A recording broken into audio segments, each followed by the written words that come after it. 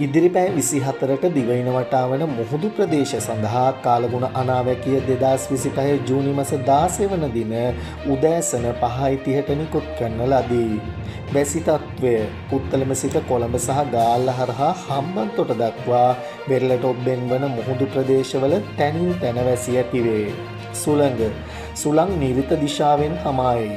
පුත්තලම සිට මන්නාරම සහ කංකසන්තුරය හරහා මුලතිව් දක්වා වෙරළට ඔබ්බෙන් වන මුහුදු ප්‍රදේශවල සුළඟේ වේගය පැයට කිලෝමීටර් 35ත් 45ත් පමණ වන අතර විටින් විට එය පැයට කිලෝමීටර් 60ත් 70ත් පමණ දක්වා ඉහළ යා හැකිය. දිවයින වටා වන සෙසු මුහුදු ප්‍රදේශවල සුළඟේ වේගය පැයට කිලෝමීටර් 30ත් 40ත් පමණ වේ. පුත්තලම සිට කොළඹ ගාල්ල සහ හම්බන්තොට හරහා පොතුවිල් දක්වා සහ මුලතිව් සිට ත්‍රිකුණාමලය හරහා වාකරේ දක්වා වෙරළට ඔබ්බෙන් වන මුහුදු ප්‍රදේශ සුළඟේ වේගය විටින් විට පැයට කිලෝමීටර් 50ත් 55ත් දක්වා ඉහළ යා හැකිය. මුහුදේ ස්වභාවය පුත්තලම සිට මන්නාරම සහ කංකසන්තුරය හරහා මුලතිව් දක්වා වෙරළට ඔබ්බෙන් වන මුහුදු ප්‍රදේශ විටින් විට ඉතා රළු වේ.